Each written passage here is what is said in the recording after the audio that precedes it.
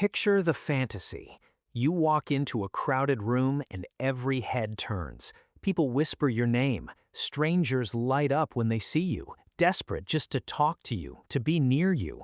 Everyone, everywhere knows exactly who you are. For most of us, that daydream feels like the top of the mountain, the thing that would finally prove we matter. But here's the part the fantasy never shows you. For the people who actually get there, that experience doesn't happen once in a room you chose. It happens everywhere, all the time, forever, and it never switches off. So what does being famous actually feel like from the inside? Because the real answer is a lot stranger and a lot lonelier than the dream. Let's start with the one thing fame quietly takes that you can never get back: your anonymity. Think about how much of your normal life depends on being nobody. You can walk to the store looking terrible. You can have a bad day in public without anyone noticing. You can say something dumb and it evaporates.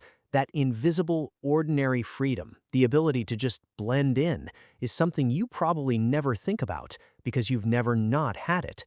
The famous lose it completely, and often overnight. Suddenly, every trip outside is an event. Every gesture might be filmed. Every stranger already has an opinion about you before you open your mouth. The psychologists who study this describe it as one of the first and most jarring shifts. You stop being a person moving through the world, and you become a thing the world is watching. And that shift has been mapped surprisingly precisely. In 2009, two researchers, Donna Rockwell and David Giles, published a study called Being a Celebrity, a Phenomenology of Fame. They did something rare. They sat down and deeply interviewed 15 genuinely famous people across music, film, sports, television, and politics, and asked what the experience is actually like on the inside. And what they found is that fame isn't random chaos. It tends to move through recognizable stages, and famous people who've never met each other describe the exact same arc. At first, it's intoxicating. This is the honeymoon. Every door opens, strangers adore you, your ego is stroked constantly, and it feels like proof that you're special.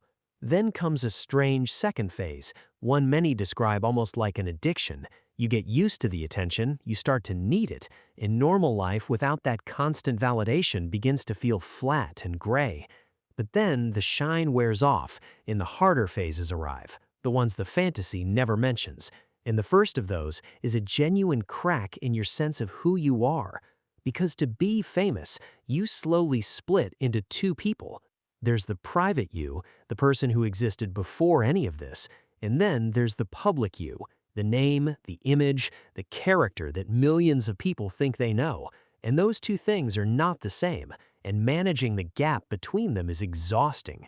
The famous person walks around carrying a version of themselves that isn't quite real, one they have to protect, perform, and live up to in every interaction.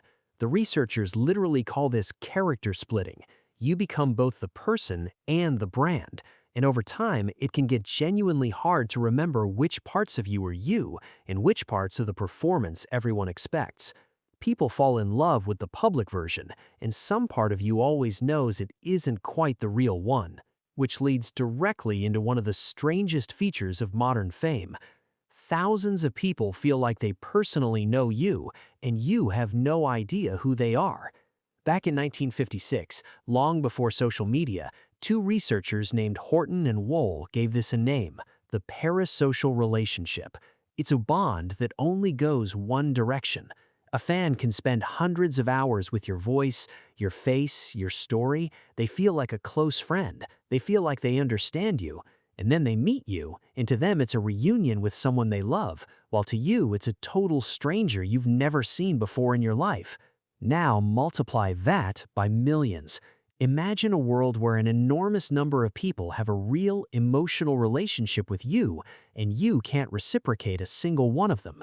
It's a kind of intimacy and total isolation at the exact same time. And that combination quietly poisons the one thing humans need most: trust. Here's the trap.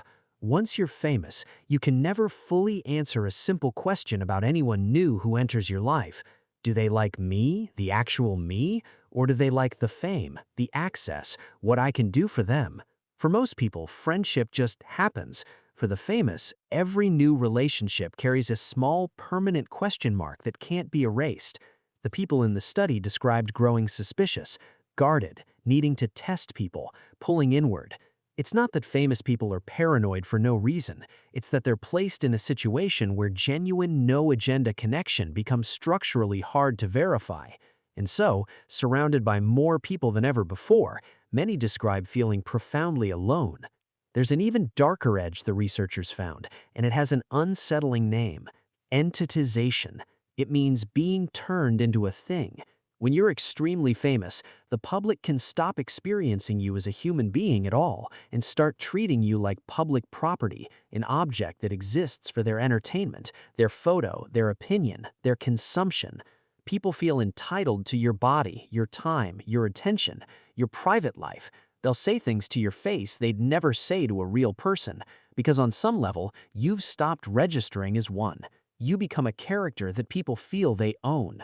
And being treated as a thing over and over by people who genuinely believe they mean well does something quietly corrosive to a person. Now, before this sounds pure misery, let's be honest, because it isn't the whole story. Fame is not only a curse, and pretending it is would be dishonest.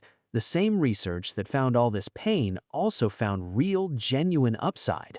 There's the obvious: wealth, access, doors that open instantly, the ability to walk into almost any room. There's the deep validation of being recognized for something you're good at, the thrill of an audience that loves your work, the feeling of having mattered to millions.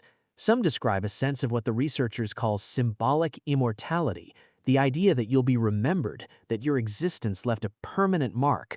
These are not small things. For a lot of famous people, the highs are genuinely spectacular, and many, when asked, would not actually give it up. The point isn't that fame is bad, it's that fame is heavy, and it costs something real that the fantasy never puts on the label. So think back to that daydream, the crowded room where every single head turns and everyone knows your name. It turns out the dream and the reality are almost the same picture, described from opposite sides. The dream is a room where everyone knows who you are. The reality is a room where everyone knows who you are, and you no longer have any idea who they are to you. Everyone can see you, almost no one can reach you, and the one thing you'd give anything to have back, the freedom to just be nobody for an afternoon, is the one thing the fame can never return. So, here's my question for you.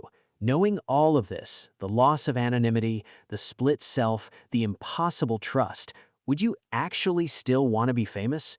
Or is being a nobody more valuable than we give it credit for?